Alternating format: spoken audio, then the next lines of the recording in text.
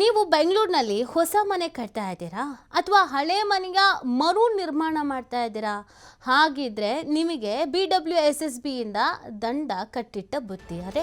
ಅದ್ಯಾಕೆ ಹಳೆ ಮನೆಯನ್ನು ಕಟ್ತಾ ಇದ್ರು, ಹೊಸ ಮನೆ ಕಟ್ತಾ ಇದ್ರು, ದಂಡ ಯಾಕೆ? ನಿಮಗೆ ಗೊತ್ತೇ ಆಗದಂತೆ ಪೆನಾಲ್ಟಿ ಚಾರ್ಜ್ ಬೀಳುತ್ತೆ. ಸ್ವಲ್ಪ ಹುಷಾರಾಗಿ ನೋಡ್ಕೊಂಡು ಇರಿ. ಮನೆಯಲ್ಲಿ ನೀವು ಇರಿ ಅಥವಾ ನಿರ್ಮಾಣ ಹಂತದಲ್ಲೇ ಇರಲಿ, ದಂಡ ಅಂತೂ ಫಿಕ್ಸು. ಇದು TV5 ಕನ್ನಡದ ಮೆಗಾ ಎಕ್ಸ್ಕ್ಲೂಸಿವ್ ಸ್ಟೋರಿ.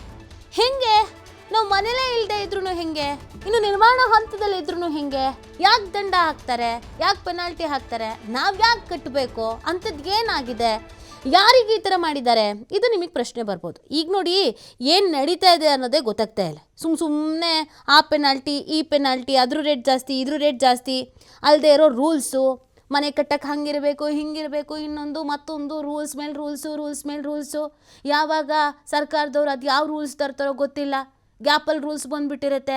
ನಮಗೆ ದಂಡ ಕಟ್ಟೋವರೆಗೂ ಹಿಂಗೆ ಮಾಡೋಂಗಿಲ್ವಂತೆ ಅಂತ ಗೊತ್ತಾಗಲ್ಲ, ಏನು ಅಂತ ನೀವು ಯೋಚನೆ ಮಾಡ್ತಾ ಇರ್ಬೋದು.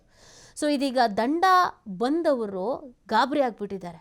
ಅದೇ ಹೆಂಗೆ ಸ್ವಾಮಿ ಹಿಂಗೆ ದಂಡ ಹಾಕೋಕ್ಕೆ ಸಾಧ್ಯ, ನಾವು ಇಲ್ಲವೇ ಇಲ್ಲ, ಜಸ್ಟ್ ಮನೆ ಕಟ್ತಾ ಇದ್ದೀವಿ, ಮನೆ ಕಟ್ಟಬೇಕು ಅಂತ ಪ್ಲ್ಯಾನ್ ಮಾಡ್ಕೊಂಡಿದ್ದೀವಿ, ಹಿಂಗೆ ದಂಡ ಹಾಕ್ಬಿಟ್ರೆ ಹೆಂಗೆ ಅಂತ ನೀವು ಯೋಚಿಸ್ತಾ ಇರ್ಬೋದು.